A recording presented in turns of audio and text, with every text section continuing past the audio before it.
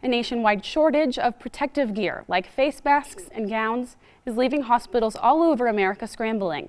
6 on Your Side's Natasha Williams digs into what protections there are for medical personnel in Idaho. Both Oregon and Idaho's boards of nursing say decisions related to PPE, or personal protective equipment, fall on the medical facility. And some of those decisions leave nurses in disagreement. According to both St. Luke's and St. Alphonsus, the national shortage of PPE isn't hitting Idaho as hard as some other areas. But a local nurse says she's concerned about the supply. I can't speak for everywhere, but I know that as of right now, it's being rationed, and that if we get an influx of patients in the hospitals and stuff, that we'll be just like all the other places that don't have what they need. Medical personnel, like nurses, wear PPE while treating patients to protect themselves from the virus. If all the healthcare workers aren't protected, then that means there's nobody to fight this. But according to both the Idaho and Oregon state boards of nursing, guidelines surrounding PPE depend on which hospital you work for. Now, with this current situation, emergency declaration,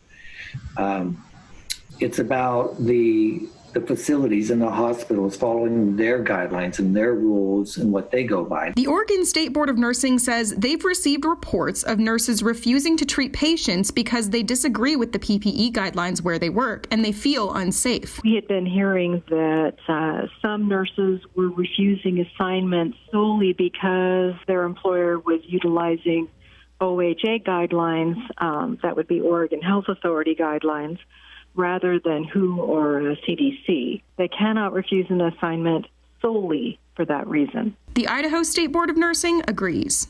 If a nurse says, well, I don't like this guideline, you should go by this other one, the nurse can't choose to do that. They must follow what the employer is saying. But both the Idaho and Oregon State Boards of Nursing want to be clear. Nurses are protected under the Nurse Practice Act. The Board of Nursing does not expect nurses to work without PPE. The Nurse Practice Act supports the ability of a nurse to refuse an assignment when they do not have the knowledge, skills, competencies, and abilities to accept it safely. They must have the ability to perform this, so they must have the protective equipment. And that would be the same thing here. As medical professionals spend long hours caring for COVID-19 patients, some are bound to get sick. Some such cases have already occurred in Blaine County.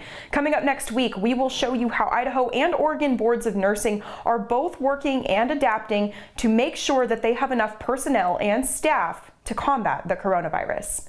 Working from home, I'm Natasha Williams, 6 on Your Side.